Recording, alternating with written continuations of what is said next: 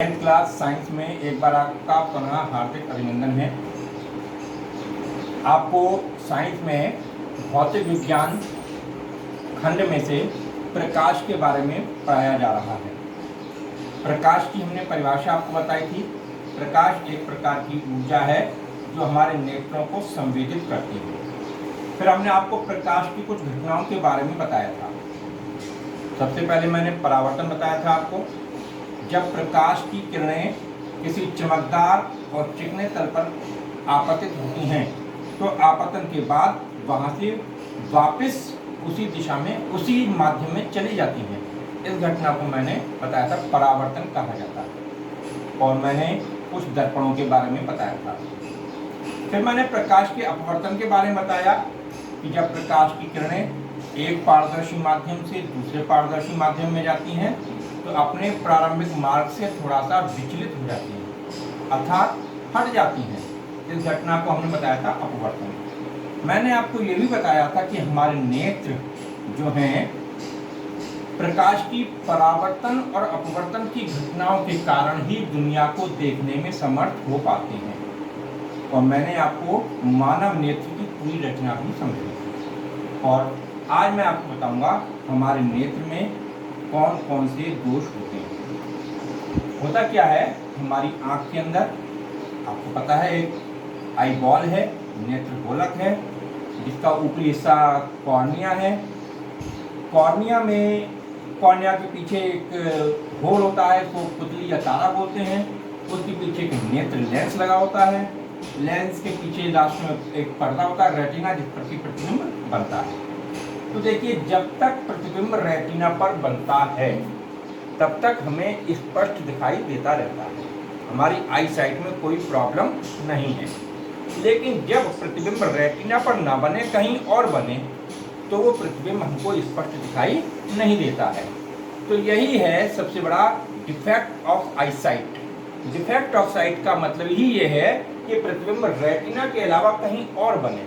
यदि मान लीजिए प्रतिबिंब रेटिना पर नहीं बन रहा है, रेटिना से पहले बन रहा है, तो उसको कहते हैं निकट दृष्टि दोष। क्योंकि निकट बन रहा है, रेटिना से निकट पहले, और रेटिना के बाद बन रहा है, यानी रेटिना से दूर बन रहा है, जैसे कि ये है, उसको कहते हैं दूर दृष्टि दोष। बहुत से बच्चे कंफ्यूजन करते हैं।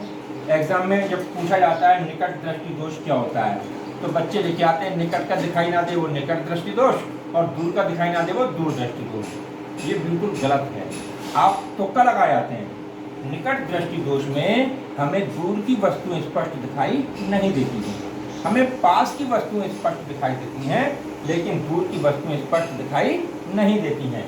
अंग्रेजी में इस बीमारी को होती है मायोपिया। ये अक्सर छोटे बच्चों में और जवान लोगों में होती है, युवकों में ज़्यादा बीमारी होती है ये।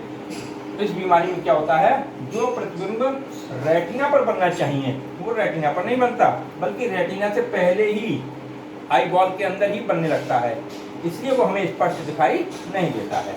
तो जब हम जाते हैं समस्या को लेकर के, तो डॉक्टर हमें एक चश्मा देता है। वो चश्मा होता है अवतल लेंस का, कॉन्केव लेंस का। अब देखिए, हमने चश्मा लगा लिया, हमारी आँख में निकट दृष्टि दोष था, हमने जब ये चश्मा लगा लिया तो प्रतिबिंब देखिए फिर वही रेटिना पर बनने लगा। तो हमारा निकट दृष्टि दोष यहाँ पर निराकृत हो गया। इसी प्रकार से जब हम दूर की वस्तु तो स्पष्ट देख लेते हैं, लेकिन पास की वस्तु नहीं देख पाते, खासतौर पर किताब नहीं पढ़ पाते, मोबाइल नहीं चला पाते, पास की चीज़ें देखने में दिक्कत होती है, तो हम कहते हैं हमारे लिए दूर दृष्टि दोष है, जिसको कहते हैं हाइपरमेट्रोपिया। मतलब हमें इसमें दूर का तो सही दिखता है, लेकिन पास का सही दिखाई नहीं देता, तो हम कहते हैं दूर दृष्टि दोष है। इस बीमारी में क्या है, दूर का स्पष्ट दिखाई नहीं देता, लेकिन पास का स्पष्ट दिखाई देता है। मायोपिया को दूर करने के लिए हमने क्या लगाया, अवतल लेंस का चश्मा।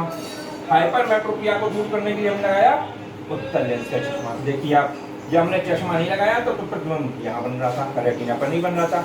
अब हमने चश्मा लगा लिया तो प्रतिबिंब रेटिना पर बनने लगा, हमें स्पष्ट दिखाई देने लगा। तो हमारी आँख में दोष जो है, दोष का कारण ये है कि अगर प्रतिबिंब रेटिना पर नहीं बनता है तो दोष, और रेटिना पर बनना तो दोष नहीं है। इसके अतिरिक्त हमारी आंख में और भी कई सारे दोष होते हैं। हमने जब आपको नेत्र की रचना बताई थी तो बताया था कि इस नेत्र लेंस में सेल्फ एडजस्टिंग पावर होती है। कारण क्या है, हमारा जो नेत्र लेंस है सीलियरी मसल्स पर टिका रहता है, और सीलियरी मसल्स जो है जैसे जैसे हमारी उम्र बढ़ती है वैसे वैसे हमारी मांसपेशियों में शक्ति कम होती जाती है। इसी प्रकार से हमारे नेत्र लेंस को जो मांसपेशियां एडजस्ट करती हैं, सीलियरी मसल्स या पक्षमाभी पेशियां, उनकी क्षमता भी कम हो जाती है, वो भी शिथिल हो जाती है। होता क्या है, तो वो लेंस की फोकस दूरी को एडजस्ट नहीं कर पाते, अर्थात दूर रखी वस्तु को और पास रखी वस्तु के हिसाब से अपनी फोकस दूरी को एडजस्ट नहीं कर पाती हैं। इसलिए क्या होता है, बुढ़ापे में हमें दूर की वस्तु की स्पष्ट दिखाई नहीं देती और पास की वस्तु की स्पष्ट दिखाई नहीं देती। तो जब हमारी पक्षमाभी पेशियां शिथिल हो जाती हैं तब नेत्र लेंस की फोकस दूरी को एडजस्ट करने की क्षमता में कमी आ जाती है, और फलस्वरूप होता क्या है, हमें दूर की वस्तुएं भी स्पष्ट दिखाई नहीं देती हैं और पास की वस्तुएं भी स्पष्ट दिखाई नहीं देती हैं। तो हम इस बीमारी को कहते हैं जरा दृष्टि दोष, यानी बुढ़ापे का दृष्टि दोष, इंग्लिश में कहते हैं प्रेस बायोपिया। इसमें जो व्यक्ति इस दोष से पीड़ित होता है, डॉक्टर इसको बाइफोकल लेंस देता है, अर्थात इसमें थोड़ा सा उत्तल लेंस भी होता है और थोड़े हिस्से में अवतल लेंस होता है। इस तरह की बीमारी को दूर करने के लिए उत्तल अवतल दोनों प्रकार के लेंसों का प्रयोग किया जाता है। अब अगला दोष है अबिंदुकता। ये भी छोटे बच्चों युवकों में होता है।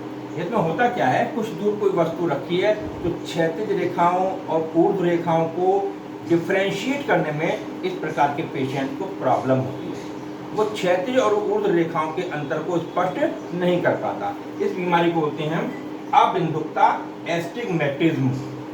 इसको दूर करने के लिए जब डॉक्टर चश्मा देता है आपको, स्फेरिकल के साथ साथ सिलेंड्रिकल लेंस भी लगाता है।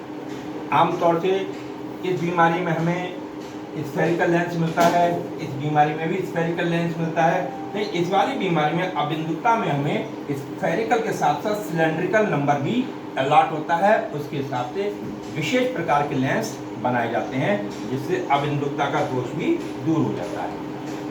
इसके बाद अगला दोष जो है हमारा वर्णांधता है, उसको कलर ब्लाइंडनेस। जब मैं आपको नेत्र के बारे में बता रहा था तो मैंने आपको बताया था कि नेत्र में रेटिना होता है जो लाखों प्रकार की कोशिकाओं से मिलकर बना होता है।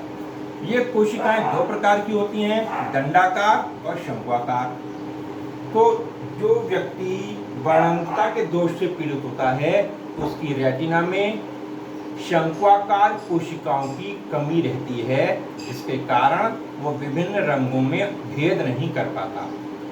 तो इस बीमारी को होते हैं वर्णांधता। ये प्रायः आनुवंशिक बीमारी होती है, इसका कोई इलाज नहीं है। ये केवल ईश्वर की कृपा से ही सही हो सकता है, इंसान इसको सही नहीं कर सकता। ये कलर ब्लाइंडनेस है। इसमें पेशेंट को डिफरेंट कलर में डिफ्रेंशिएट करने की एबिलिटी नहीं रहती और कुछ रंगों को वो ढंग से पहचानता है। और लास्ट बीमारी है मोतियाबिंद। ये बहुत कॉमन बीमारी है, अधिकांश बूढ़े लोगों को हो ही जाती है। इसको इंग्लिश में बोलते हैं कैटरैक्ट। आपका जो नेत्र लेंस है उम्र के साथ साथ ये भी बूढ़ा होता चला जाता है, अर्थात इस पर एक हल्की सी लेयर जम जाती है, धुंधलापन इस पर आ जाता है, जिससे हमें धीरे धीरे कम दिखना शुरू हो जाता है। और जब ज़्यादा ही स्थिति खराब होती है तो शुरू में एक की बजाय दो वस्तुएं दिखने लगती हैं और फिर ऐसा होता है हमें दिखना ही बंद हो जाता है। लेकिन ऐसी नौबत आने से पहले ही हमें डॉक्टर के पास जाना चाहिए और सर्जरी के द्वारा और भी नई नई टेक्निक्स आई हैं, इन टेक्निक्स के द्वारा मोतियाबिंद का इलाज संभव है। और अब मोतियाबिंद के पेशेंट पूरी तरह से सही हो जाते हैं शल्य चिकित्सा के द्वारा। तो मोतियाबिंद का इलाज भी संभव है, असंभव नहीं है। केवल इलाज इसका नहीं होता वर्णांधता का, बाकी हर चीज़ का इलाज आज मेडिकल साइंस में अवेलेबल है। अब मैं आपको थोड़ा सा हट के बताता हूँ। यदि कोई व्यक्ति मर जाता है तो उसकी मृत्यु के बाद भी 4-5 घंटे तक उसके नेत्र जीवित रहते हैं। यदि कोई व्यक्ति परोपकार की भावना रखता है और चाहता है कि मेरे बाद भी मेरी आंखें देखें, तो वो अपने नेत्र को दान कर सकता है। तो नेत्र दान करने वाले व्यक्ति यदि नेत्र को दान कर देता है तो मरने के बाद भी उसकी आंखें दुनिया को देखती रहती हैं, इसमें कोई दिक्कत नहीं होती। मृत्यु के बाद उसके घर वाले सोसाइटी को फ़ोन कर देते हैं, जो आई बैंक वाले होते हैं वो आके डॉक्टर निकाल के ले जाते हैं और किसी ज़रूरतमंद को दे देते हैं।